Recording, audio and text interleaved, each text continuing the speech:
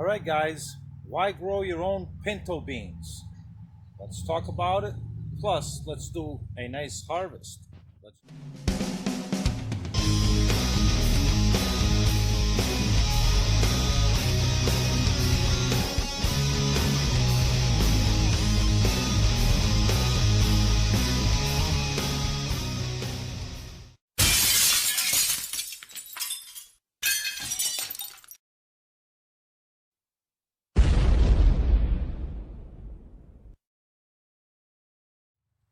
Alright, so much to harvest, I don't even know where to start.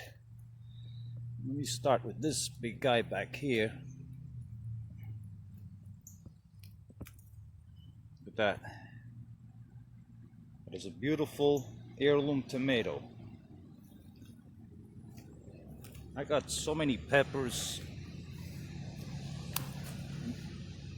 I mean this is called, I call this my deathbed, because these peppers were basically pretty much dead early in the summertime, but with some love and care they came back, you know, not as strong as I would have liked, but they did make a comeback. Got some nice bell peppers in there. I'm waiting for these to go to red. See down here, look at that. Why is there always a leaf in the way? See? Oh, actually I just harvested it. I mean, that's a nice bell pepper. See that? It's perfect. This will actually ripen on the counter. I put them in a cardboard box and they ripen just fine. I mean, I got the second round of beets that I've actually should have planted them already, but I will be doing that probably tomorrow. Got a whole bunch more tomatoes here that are not quite ready yet. And of course, there comes that big truck every time I turn the camera on. Yep. I'm telling you, it never fails with these trucks. Okay. The corn is starting to tassel. If you guys can see that way up there. I mean, I don't know what kind of corn they're growing in Brazil, but this corn takes forever to tassel. So, got a lot of the carrots. Carrots is almost ready. Some more peppers in here. There's a lot of those beets there from the first round. They're getting ready. They're almost ready. And look at this, guys. This is the pepper plant I'm not supposed to have. You guys remember this? Yeah. Look at it. Let me see if you can see that. Yeah, this is the pepper plant I'm not supposed to have. What was supposed to be in this pot ended up in Arkansas and in Alabama. I mean, this thing is loaded. I don't know what I'm going to do with these things. And of course, I am going to harvest a watermelon. That's the Ernie Hatmaker watermelon in a pot. It is still active, so I am going to give it a liquid fertilizer, but it's going to be that special fertilizer that I have in there in the woods that I haven't shown you guys yet. And all these plants now are going to get one last boost of that special liquid fertilizer there. Yeah, but these the Robert Homestead Aquarius growing a pot pepper plant, plus the Scott Head single seed challenge. It's doing fantastic. And of course the Mark Arkansas Woodcutter Ernie's Nose tomatoes. Most of these are ready to go. I will be harvesting those. And down there I got cucumbers that I gotta pick. There's like 7 or 8 that are ready. And I think, oh, and these are the pinto beans. I mean, there's pinto beans all up in this corn here. And I mean, let's see that. You hear that crackle? They are dry.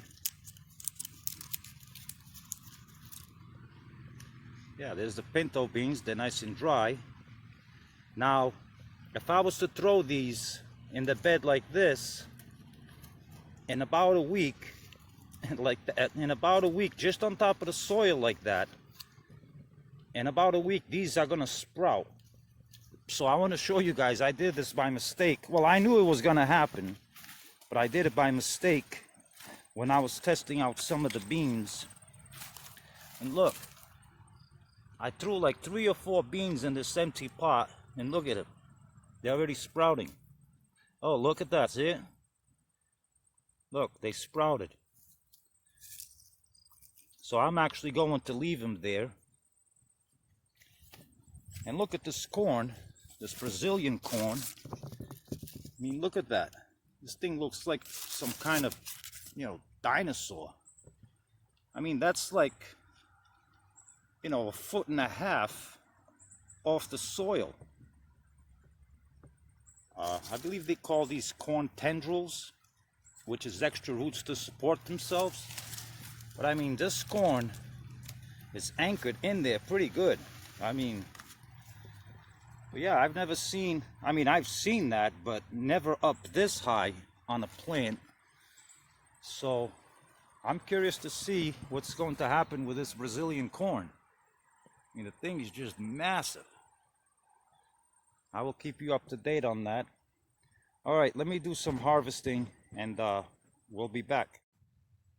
All right, so I'm going to start the harvest with these here. These are the and the reason I'm taking these green, these are pepperoncinis, and I'm going to make my own homemade pepperoncini, just like you get at the Olive Garden, to put on salads and stuff. And even the size doesn't matter. There's red ones. This will all look good in the jar. But there's a lot of pepperoncinis in here. And there's a second round coming where there's a lot of blooms. And I think there's still time to get another round of pepperoncini. Maybe not to get to this stage, but definitely to get to this stage, which I'm perfectly fine with that. And I'm going to be making hot pepper rings. Got me a jalapeno, another jalapeno. I mean, these things are delicious in salads. So that's what I'm going to be doing with these. All right. I mean, that is a beautiful pepper right there. All right, let's move on to the next project. I was going to start harvesting the heirloom, Sabathia heirloom bed here, but I decided not to because I am going to be saving seeds from every one of these tomatoes, and they are all tagged. And trust me, by me just saying, oh, I'll remember what this is, with me it doesn't work like that. I am missing quite a few million brain cells to accomplish that task. So, with that being said, I am going to do this off camera so I can log down every name of every tomato and keep them separate.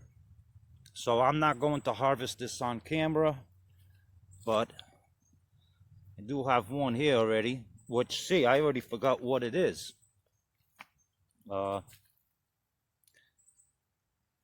Yeah, see, I already forgot what it is. Oh, it's back here. So where is the name tag? Oh, it's the golden ring of Siberia, I think. I don't know, I'll figure it out, but I'm not going to harvest this bed on camera. It is starting to rain. I'm going to keep going on the peppers here. And for the sake of the video, I'm just going to be calling a chop and drop. See? Chop and drop. Come along here. Some more pepperoncini. And then I will be collecting every one of them.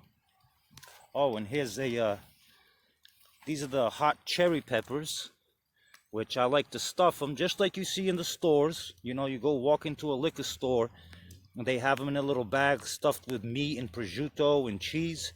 I do the same thing, and it's perfectly fine for them to be green and red. I don't mind that at all.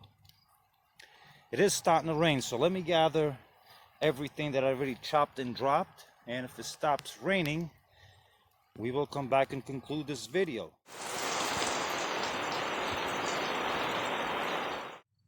All right, we're just about done. Now all I gotta do now is I gotta harvest all the beans, and pretty much done. As you see, they are totally dry. When they get to this stage, the way I like to harvest the beans is there's nothing left of these plants. They're totally dead. I just like to pull them out and just, you know, I'm not being careful with the plant at all. This plant is totally dead. And it's when it's at this stage that, you know, your beans are done. Yeah, and that's it. Look how quick I did that. Now I choose to do that so I'm not in here plucking one at a time. I like to just grab the whole thing and make quick work of it.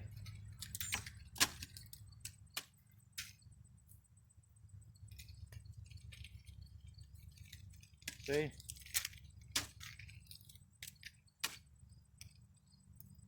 Done.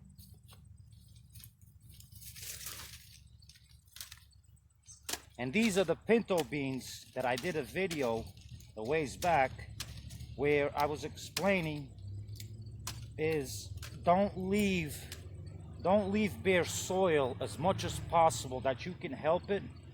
Don't leave bare soil. And one of the examples is underneath corn, pinto beans, black beans, any kind of bean is the perfect vegetable you can grow, especially underneath corn, to cover that ground, because the beans will put nitrogen back into the soil, which corn, being in the grass family, loves that nitrogen, and it also acts as shade for the soil. As you could see, I don't really weed, and there really ain't many weeds in here at all. So, and you can hear that crackling. You can tell when they're dry. And if they were still just a little bit pliable, that's what you would call the shell out stage. You can still harvest them at the shell out stage, but they're not going to be storing long term like these. That's something you would want to cook pretty much immediately, which is fine, which is totally fine. But I'm looking for is long-term storage on my pinto beans. So that's how that's done. Okay, I'm gonna finish up this and then we will do the closing of the video. And I still do have to harvest these too. Do you guys know what that is? That is some nasty stuff. So I gotta harvest these too.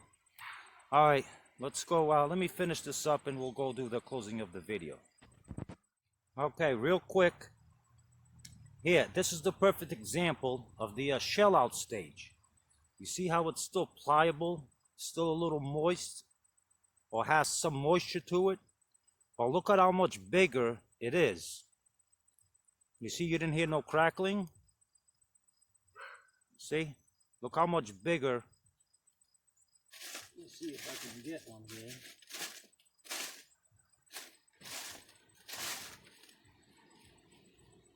Okay, see the difference? shell out stage, they're swollen, they're big, and once they're totally dry, they turn into the smaller bean. But this, if you're gonna harvest it at this stage, you need to cook this within a day, 2 days, maybe 3. These are perfect for canning, for cooking and canning. These are perfect for that. Or I would just boil them and I'd make a dish immediately. The same day I'd pick these. And that's the advantage of growing beans like this, like especially pinto beans, is at any point you want to eat a bean meal, you don't have to wait for them to get to this. You can come out at any time and grab this, and you can even grab them at the very early stages when they're just small, and you can eat them as green beans. Trust me. So there's 3 stages that you can eat a pinto bean. So I figured I would just show you. That's the shell out stage. That's the storage stage. Okay, I promise we will go do the closing of the video. Alright guys, we've made it to the closing of the video. Before we go any further, if this is your first time at Will It Grow, support the channel, subscribe to the channel, give it a thumbs up. If you don't like the content, give it a thumbs down. I'm okay with that, but please, please, no middle fingers. I would appreciate that. Okay, so I ended up harvesting everything. I got a whole bunch right there on the vines that I have to take off, and a whole bunch that I already picked, and I got to shell out. Now, some people might think like that's a tedious process, tedious step. Honestly, I don't think it's for me, I enjoy doing it because, you know, it's peaceful. For me, it's peaceful, it's quiet. It's getting late in the evening here. I'm with my little lady Bella there. Got some nice cold water. Sit here peacefully. And then the other question some people might have is, why go through all the trouble and not just go to the store and buy a bag of beans? Well, you can, absolutely. Matter of fact, these beans right here, I bought a bag of pinto beans at the store. I think it was like $1.99 or something like that. But there is a video somewhere in my playlists or one of my libraries that shows me buying the beans and planting them.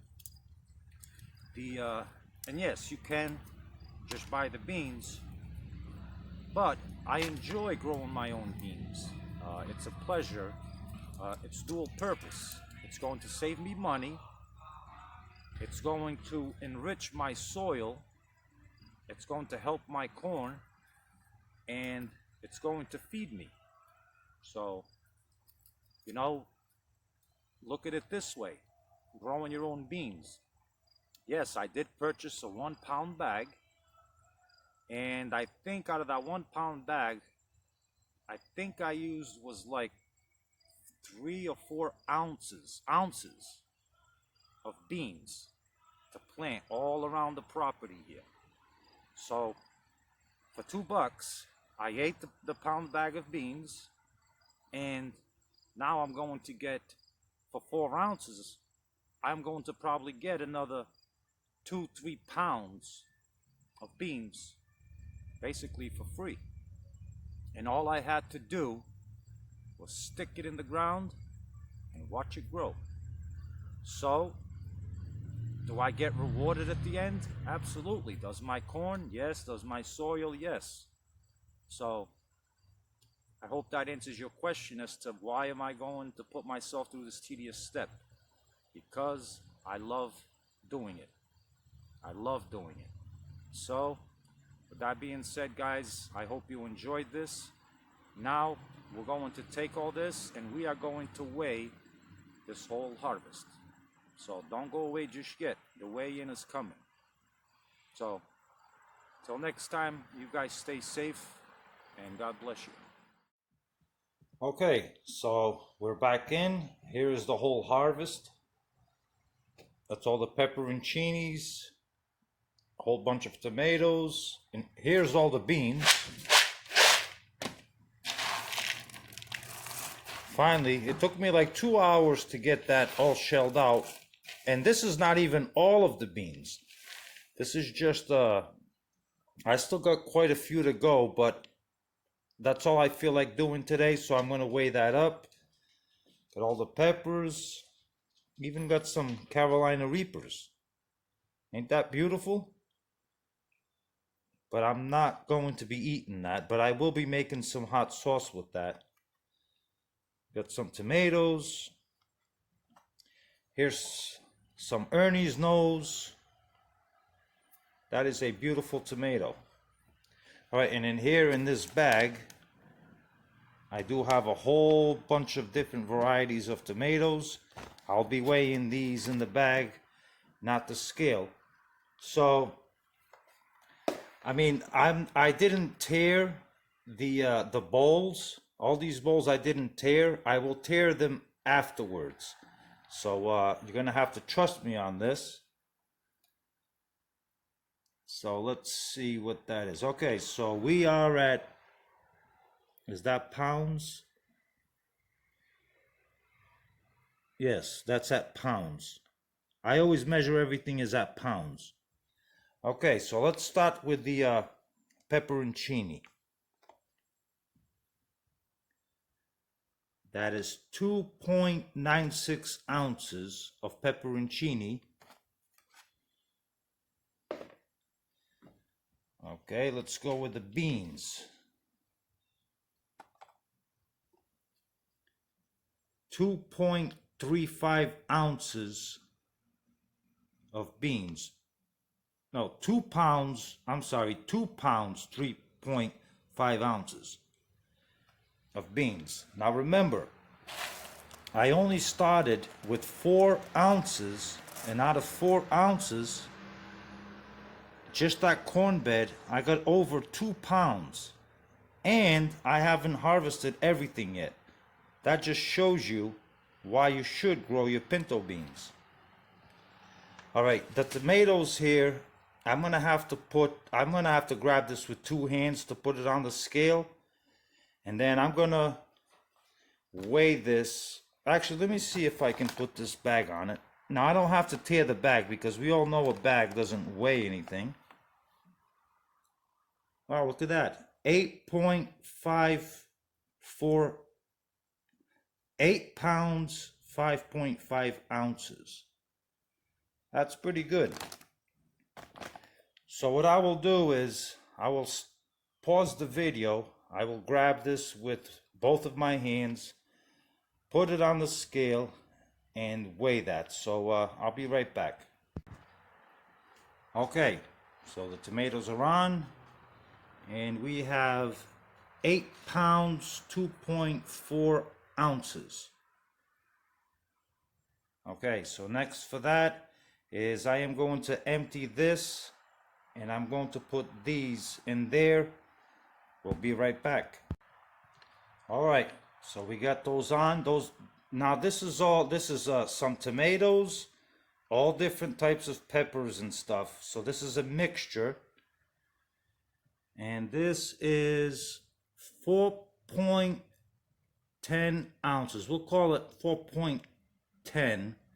And then I will be deducting the, once I empty this, I will deduct the weight from this. But as of right now, 4.10. We'll call it that.